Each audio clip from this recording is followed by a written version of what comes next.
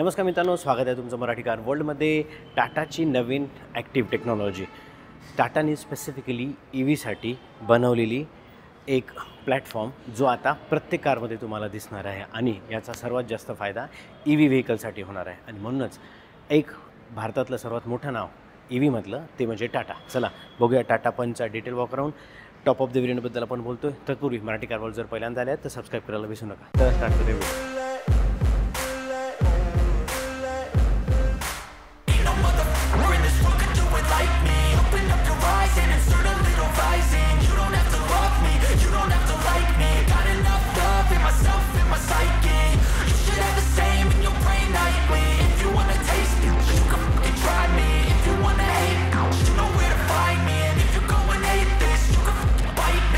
Cruising in my lane fast, call it high speed. I've been working hard, yeah, I've been working nightly. If you think you'll win, ha, not likely. I be taking shots, yeah. चला start करूया front end पासून. सर्वात महत्त्वाचं EV व्हेकलबद्दल जेव्हा आपण बोलतो ना तेव्हा महत्त्वाची असते रेंज.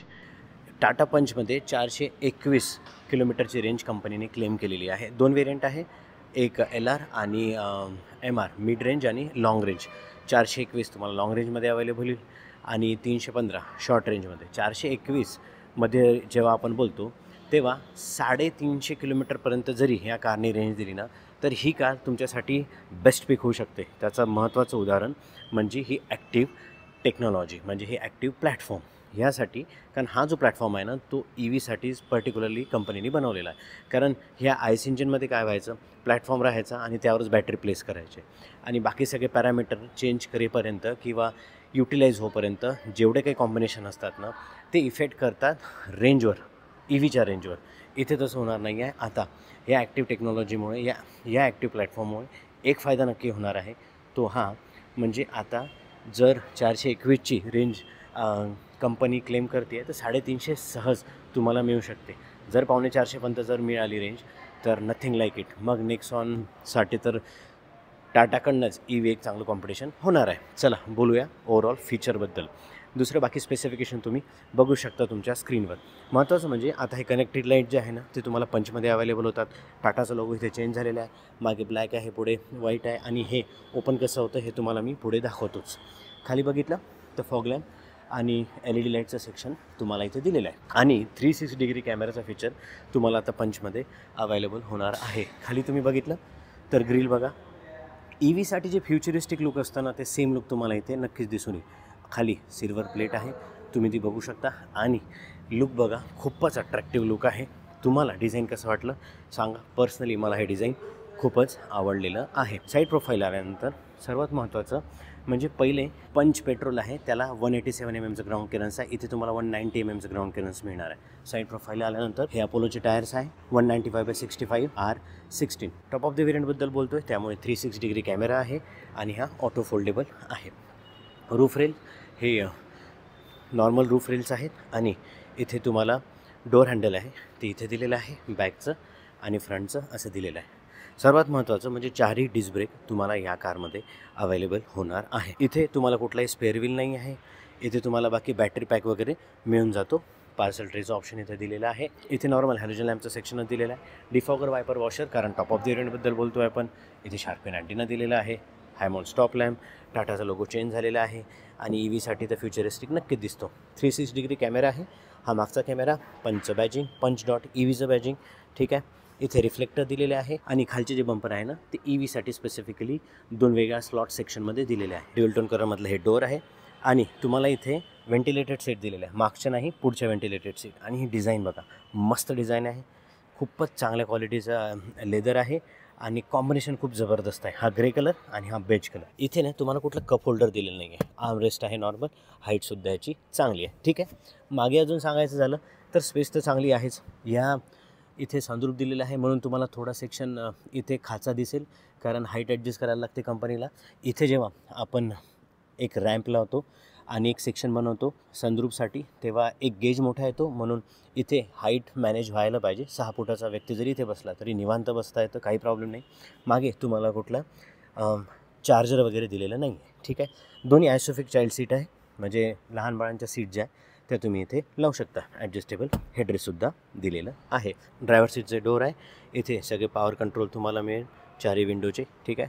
इथे तुम्हाला व्हेंटिलेटेड सीट दिलेले आहे, हा एक चांगला अजून बदल. दोन्ही पुढच्या सीट व्हेंटिलेटेड आहे, ठीक आहे. हे फॅब्रिक आहे, हे लेदर आहे. ओके, इथे व्हेंटिलेटेड सीटचं ऑप्शन, ही फॅनची स्पीड कमी जास्त करू शकता आणि ही हाईट ॲडजस्टेबल फीचरसुद्धा दिलेला आहे. एक महत्त्वाचा फायदा जो मी तुम्हाला ह्या ॲक्टिव्ह टेक्नॉलॉजीबद्दल सांगतो तो हा, एक फीचर म्हणजे 90 डिग्री ओपन होतं.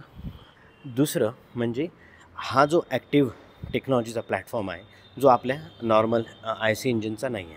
त्याचा फायदा काय आहे, खाली ना ज्या प्लेट्स असतात म्हणजे जे बॅटरी पॅक्स असतात ते डायरेक्टली प्लेस केले जातात.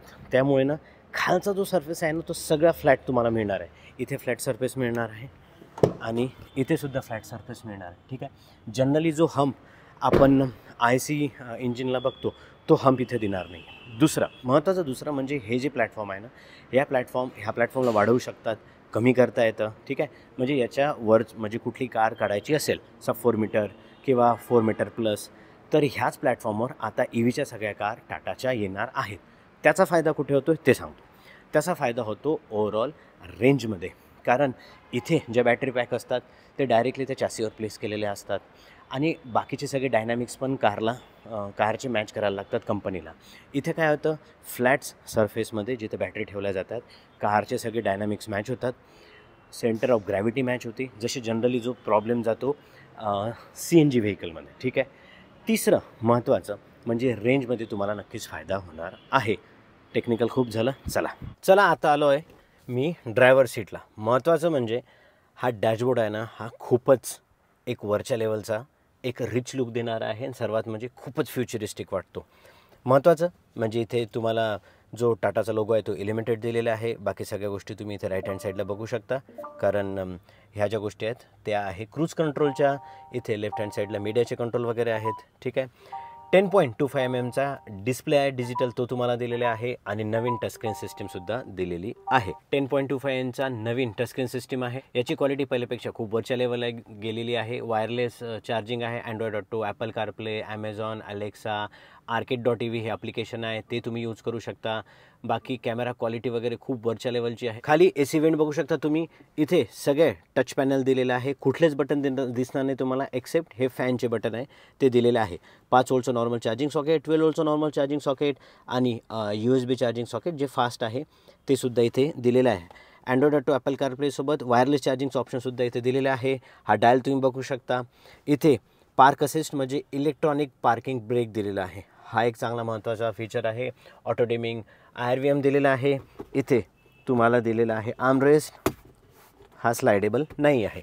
ओके, ग्लब बॉक्स पहिलेपासूनच टाटाचे जे आहे ते खूप चांगल्या क्वालिटीचे, कारण यात जे व्हॉल्यूम आहे ना, स्पेस आहे ना, ती चांगली युटिलाइज झालेली असते. ओके, सनरूफ इथे दिलेलं आहे, इलेक्ट्रॉनिक सनरूफ आहे. बाकी सारे त्याचे कंट्रोल तुम्ही इथे बघू शकता, ठीक आहे. आणि हे डॅशबोर्ड आहे आणि अशी दिसते ही कार आतून.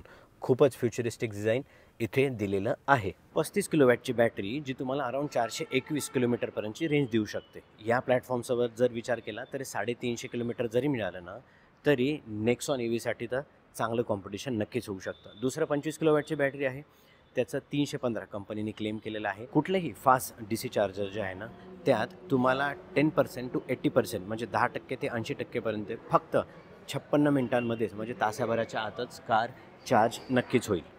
ॲक्टिव्ह टेक्नॉलॉजी एकदा तुम्हाला त्याचा लॉंग फॉर्म पण सांगतो. Advance connected intelligent electric vehicle architect. ही जी ॲक्टिव्ह आहे ही टेक्नॉलॉजी आता टाटा त्यांच्या प्रत्येक EV रेंजमध्ये EVच्या कारमध्ये इंट्रोड्यूस करणार आहे आणि मी तुम्हाला बाकी सगळे त्याचे फायदे नक्कीच सांगितलेले आहे. 11-11.5 लाखापासून जर तुमचं बजेट असेल ना तर तुम्ही टियागोच्या ऐवजी पंचसोबत जाऊ शकता. बाकी सगळे फीचर जसे 4 डिस्क ब्रेक आहे, ठीक आहे, नवीन सिस्टीम दिलेलं आहे, 360 डिग्री कॅमेरा आहे, यात तुम्हाला पार्क असिस्ट दिलेलं आहे जे इलेक्ट्रॉनिक आहे, हँडब्रेक वगैरे लावायची गरज नाही, 360 डिग्री कॅमेरा दिलेला आहे, नवीन प्लॅटफॉर्म आहे त्यामुळं याची शाश्वती रेंजची चांगली आहे. इथे तुम्हाला सनरूफसुद्धा दिलेला आहे. ह्या सगळ्या गोष्टी तुमच्यासाठी बेस्ट यासाठी होऊ शकतात कारण एक कंप्लीट मायक्रो SUV तुम्हाला बघायची आहे, फॅमिली कार बघायची आहे, EVसाठी तुम्हाला पाहिजे, एक रिलायबिलिटी पाहिजे, तर तुमच्यासाठी बेस्ट प्रॉडक्ट होऊ शकतं.